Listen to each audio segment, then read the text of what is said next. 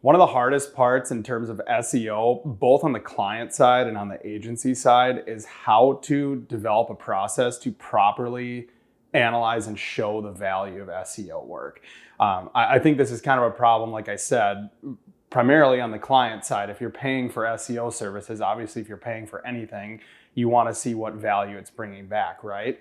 I think it's also a lot of times a challenge on the agency side because we can see the growth in traffic, the strategies that we're implementing. But I think one of the hardest things for agencies to do is develop a process to show that value to the client, because so much SEO work happens behind the scenes and is a little more intangible than other types of digital marketing. So essentially what I want to walk through today is some ways that we work to show the value of our SEO services and maybe give you some ideas either on the client or agency side on how to better show or understand or interpret that value.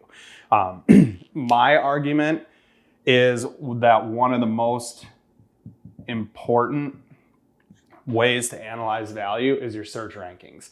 There's been a lot of talk in the SEO world to not focus on rankings and focus on more holistic metrics. I think there's some viability to some of the thoughts there, but our belief at Northwing is you should really be focusing heavily on the rankings. If you're performing SEO work, the goal that you want to see is your site is growing and at a higher position in Google search results for the specific terms that you want to rank for. So this is not a metric that we hide behind. I think attempts to kind of hide behind this metric or redirect away from it oftentimes kind of diminish showing the value of the SEO work. So if you're a client of an SEO company, and if you're an SEO agency, I would highly encourage you to put these rankings out front, because in our opinion, they're the most important metric to track to show that the SEO work is actually providing the desired result. Now, that being said, rankings are not the whole picture, because you need to make sure that the terms that you're working on, what you're trying to rank more highly for, is actually relevant to your business and driving value.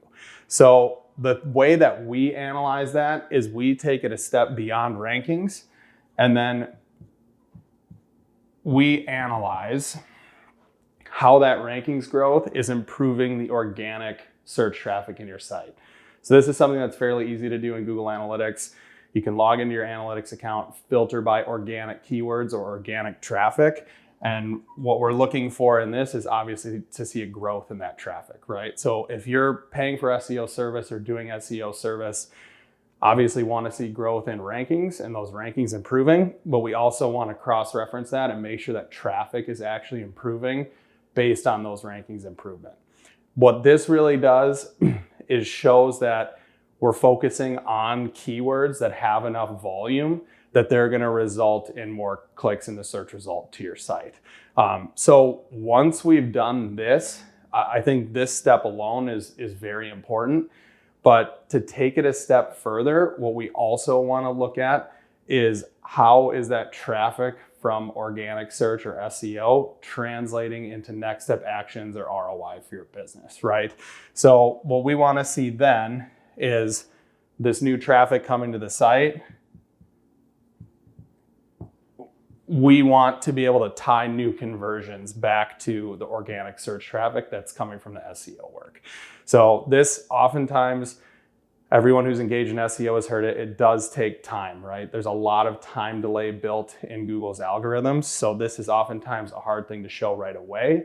But if you've been engaged in SEO work for 6 months to especially kind of that year time frame, you should be able to show growth in conversions from that work. That's really, in our opinion, the best way to show that value.